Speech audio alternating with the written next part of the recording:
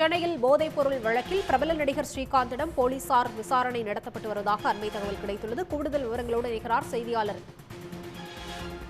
கிருஷ்ணா. வணக்கம். விவரங்கள் நிச்சயமாக அதிமுக முன்னாள் நிர்வாகியான பிரசாத் என்பவர் ஏற்கனவே மதுபான கூடத்தில் சண்டை ஏற்பட்ட விவகாரத்தில் கைது செய்யப்பட்டிருந்தார். இவரது நண்பர் என குறிக்கொண்டு பிரதீப் என்பவரை போதைப் பொருள் விவகாரத்தில் நுங்கம்பாக்கம் போலீசார் அதிரடியாக கடந்த வியாழக்கிழமை கைது செய்தார்கள். அதில் அந்த போதைப் பொருளை எங்கிருந்து பெற்றார் என்பது குறித்து விசாரணை என்பது நடைபெற்றது.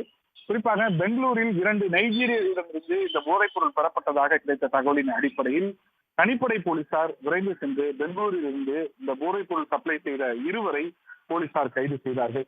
அவர்களிடம் நடத்தப்பட்ட விசாரணையிலும் அதே நேரத்தில் அதிமுக முன்னாள் நிர்வாகியான பிரசாத் உள்ளிட்டோரிடம் நடத்தப்பட்ட விசாரணை, அவர்களது கால் ரெக்கார்டுகள் உள்ளிட்டவற்றை ஆய்வு செய்து பார்த்தபோது நடிகர் ஸ்ரீகாந்த் இவரிடம் போதைப் பொருள் சப்ளை செய்யப்பட்டதாக விசாரணையில் தகவல்கள் அவர்களுக்கு கிடைத்தது.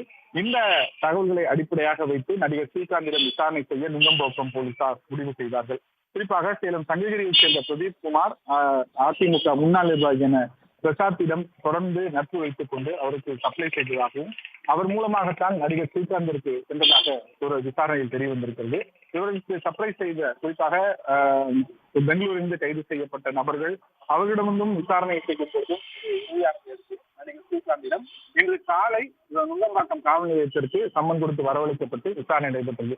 பொதுவாக இதுபோன்று போதைப் பொருள் வழக்கு விசாரணையில் அவர் சம்பந்தப்பட்ட நபர்களின் மீது ரத்த பரிசோதனை என்பது மேற்கொள்ளப்படும். அந்த அடிப்படையில் நுங்கம்பாக்கம் போலீசார் நடிகர் ஸ்ரீகாந்தை ராஜீவ்காந்தி அரசு மருத்துவமனைக்கு அழைத்து சென்று அவரிடம் ரத்த பரிசோதனை என்பது இன்று காலை மேற்கொண்டிருக்கிறார்கள். முதற்கட்டமாக கீழ்ப்பாக்கம் அரசு மருத்துவமனைக்கு சென்ற பிறகு அங்கிருந்து அதற்கு போதிய வசதி அங்கீகாரம் இல்லாத காரணத்தினால் ராஜீவ்காந்தி அரசு மருத்துவமனைக்கு செல்லப்பட்டு அங்கு மருத்துவர்கள் அவர்களிடம் ரத்த பரிசோதனை மேற்கொண்டிருக்கிறார்கள்.